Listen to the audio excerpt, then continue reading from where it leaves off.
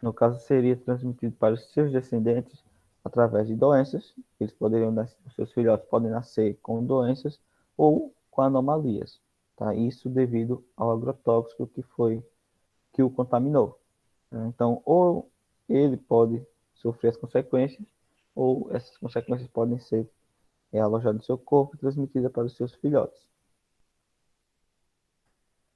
tá? Aí a água da chuva também ela pode levar esses agrotóxicos para os rios e isso provocar aí, no caso, poderia causar ou a morte desses animais aquáticos ou se acumulado no seu organismo. E se isso acontecer, e essa substância tóxica acabar sendo acumulada no organismo, por exemplo, de peixes, pode chegar até nós humanos, tá? Devido à cadeia alimentar,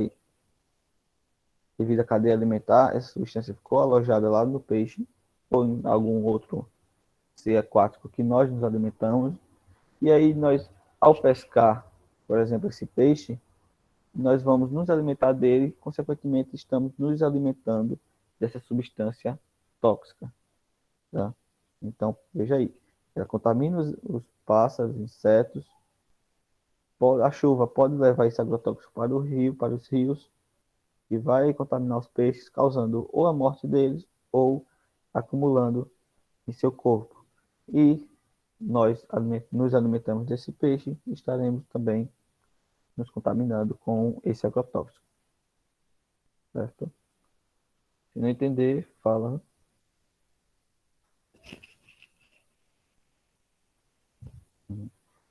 Continuando com a contaminação aqui. Esse mesmo caso do agrotóxico, acontece a mesma coisa aí na liberação de produtos químicos por indústrias, tá? É o mesmo esquema. Pode causar morte ou acumular aí no corpo dos peixes, tá? Se for liberado em rios, né?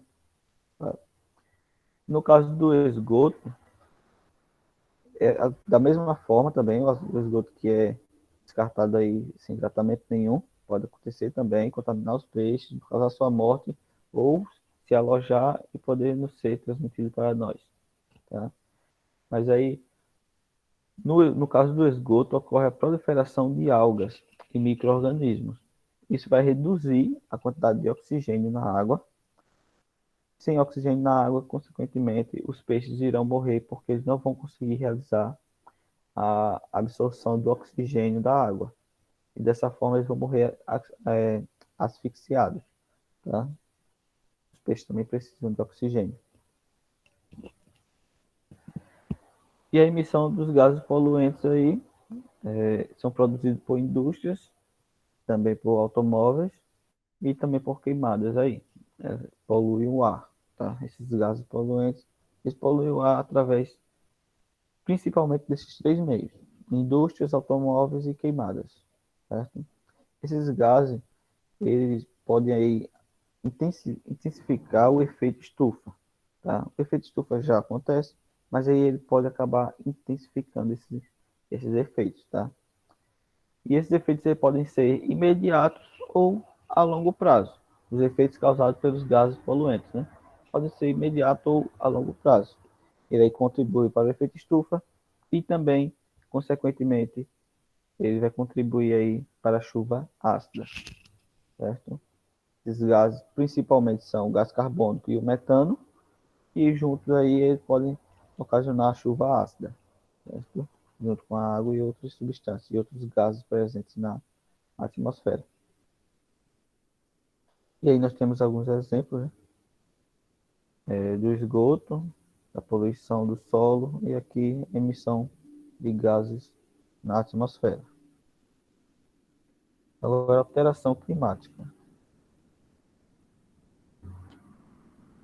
As alterações climáticas basicamente se dá o acúmulo de gases na atmosfera, tá? Esse acúmulo, não só isso, tá? Mas esse acúmulo de gases na atmosfera, o que é que vai fazer? Vai, como acabamos de falar, né? Vai intensificar o efeito estufa, né? Consequentemente, vai aumentar a temperatura. Mas não só a temperatura aqui nos continentes. também aumenta a temperatura nos oceanos. Como aumenta a temperatura no continente e nos oceanos, todo aí o planeta Terra está sendo aquecido mais do que deveria, né? Dessa forma aí, ele vai desencadear alterações climáticas, como, por exemplo, tempestades, furacões, secas ou até mesmo excesso de chuva, tá? Que seria as enchentes, né? Provocar enchentes aí. As temperaturas mais quentes, né? Elas estão aí alterando o ambiente e ameaçando a biodiversidade em vários ecossistemas. Um dos exemplos é o aumento da temperatura dos oceanos. Está desencadeando um fenômeno que é chamado de branqueamento dos corais, tá? Esse branqueamento dos corais está fazendo com que algas coloridas elas venham a morrer, tá? As algas coloridas estão morrendo e, consequentemente, estão deixando, devido à sua morte, estão deixando os esqueletos calcários, esqueleto de calcário exposto. Esqueleto de calcário é uma forma de que todos os corais, todas as algas lá, do recife dos corais, elas se conectam. Todos estão conectados através desse esqueleto de calcário. E ele está ficando exposto. Ele ficando exposto, ele está vulnerável. Tá? Então, está enfraquecendo todo o recife dos corais. Dessa forma, aí está ocasionando uma grave ameaça à diversidade marinha. Porque se o recife dos corais deixar de existir, muitos peixes utilizam ele para se proteger, utilizam para proteção, para se esconder, né, como camuflagem, para se alimentar bem, e para reproduzir. Se os recifes dos corais, eles não vão conseguir se proteger, não vão se, vai reduzir seus alimentos e não terão onde se reproduzir. Tá? Então, isso é um grande problema que está acontecendo. O aumento dos oceanos, o aumento da temperatura dos oceanos. E ainda temos uma imagem aí clássica. Ô, Lucas, Oi? vai tá aumentando e abaixando. A voz?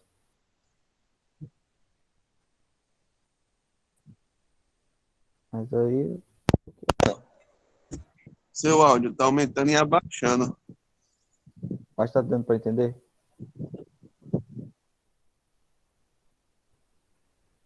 Dá. Deve dar uma cortada e volta, entendeu? Entendi. Chega, eu vou trocar o fone, espera um pouquinho.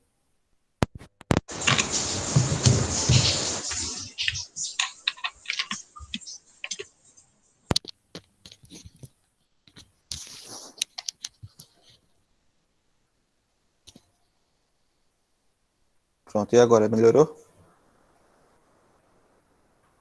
Vamos lá, né? Essa imagem aqui, Melhorou. clássica aqui, o que é que ela traz para nós? Esse lado esquerdo aqui é como era, tá? Bem no início aí, como era mesmo, quando não havia tanta tecnologia, não havia aí tantos gases poluentes, não havia tantas indústrias, não havia tantos agrotóxicos, e até mesmo antes da criação do plástico, né, que foi aí na década de 50, a criação do plástico.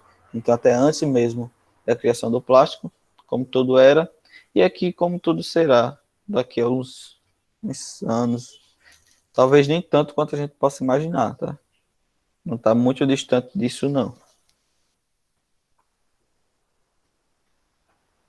Tem alguém querendo entrar na aula, mas já passou 10 minutos já. Passou 15 já. Não aceito mais não. Vamos lá.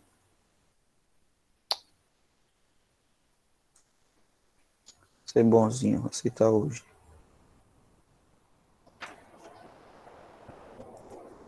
Bom,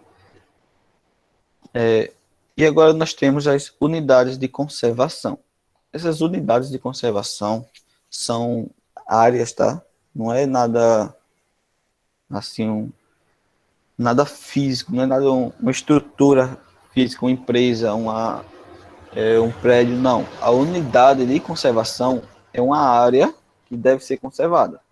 Tá? Essa unidade é realmente uma região, aí de uma floresta, de um oceano, sei lá de onde for. É uma área que ela deve ser conservada. E aí tem os princípios dela, né? Elas foram criadas para manter e conservar ecossistemas importantes para a biodiversidade, garantindo assim o habitat dos animais e os recursos naturais para os seres vivos, tá? Tanto o hábitat quanto os resultados, os recursos naturais aí para os seres vivos. Então, elas foram criadas para esse fim. Então, veja aqui, ó, foram criadas para manter e conservar ecossistemas, tá? Ou seja, a unidade de conservação ela é um ecossistema, tá? Sei lá, o Pantanal. Aquela região ali do Pantanal, uma área que vai ser delimitada, tá? Nós já vamos ver isso. Essa área delimitada, ela é uma unidade de conservação, tá? Ela contribui aí de maneira direta para a conservação, para conservar os recursos naturais. Aí nós temos os exemplos de alguns recursos, né? A água, o solo, e auxilia aí também na manutenção do clima, tá? Contribui de maneira direta para isso aí. Essa delimitação que eu falei da área aí, que será uma UC, chamamos de UC, que é a Unidade de Conservação, ela é feita pelos órgãos aí, pelo poder público, município, estado e federal, tá? Municipal, estadual e federal, esses poderes públicos aí, seguindo o que diz a legislação ambiental, tá? Então, eles organizam, ok, eles vão lá determinar qual é a delimitação dessa área, né? Será essa área aqui e tal, ele vai definir isso, mas ele vai fazer isso seguindo o que diz lá a legislação ambiental, não pode fugir do que ela diz, tá? Então, ele, a partir daqui, vai dizer a área lá, né? Vai tipo, desenhar mesmo, tá? Por exemplo, se vocês estão vendo o mouse aqui, ó, e a partir daqui, seguindo essa região aqui, tudo que estiver dentro dela será a UC, será a unidade de conservação. Fora dela não faz parte mais da unidade, certo? E no Brasil nós temos uma coisa chamada de Sistema Nacional de Unidade de Conservação. Esse sistema ele é composto por 12 tipos diferentes de unidades de conservação.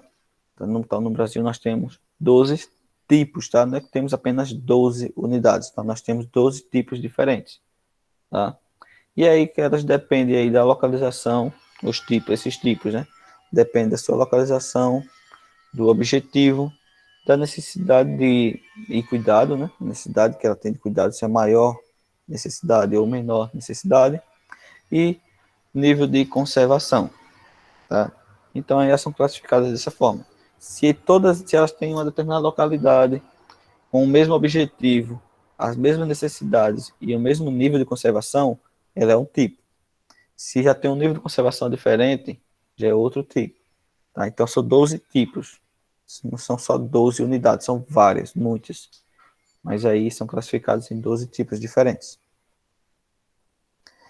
E a organização dessas unidades é importante para poder aí aliar a conservação da natureza com as formas de sobrevivências aí e a tradição das populações locais, né? Se você pegar aí uma região que utiliza muitos recursos naturais, que a população humana utiliza muitos recursos naturais, por exemplo, a região norte, principalmente, onde muitos sobrevivem através disso. Não estou falando só os índios, tá? Mas muitos outros também.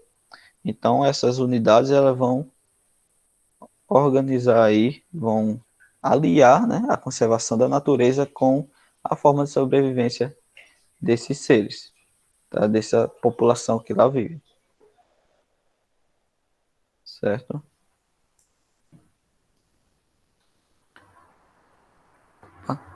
Tá, e isso aqui, ó, isso aqui também é muito importante, que é a tradição. Se uma certa população, levamos em consideração aí a população indígena, faz parte de sua tradição se alimentar de algum ser que, de certa forma, seja proibido da caça para nós, será avaliada se eles poderão continuar essa caça. Se esse animal estiver à beira da extinção, provavelmente será proibido, né? Mas se for apenas um animal, sei lá, que por meio de sua beleza ele é caçado para a venda ou para exportação, será avaliado de outra forma. Tem muitas espécimes desse certo animal aí, por exemplo. Então, talvez não seja proibida a sua caça. Isso é muito detalhado, tá? Muito político mesmo. Então, o que tem aí a falar da unidade de conservação é isso. E eu coloquei só isso porque já começa outro assunto, tá? Então, nós terminamos aí. Mas na aula de sexta, a gente já começa outro assunto, certo? Então, por hoje é só isso mesmo, tá? Ficou alguma dúvida? Deu para entender tudo direitinho?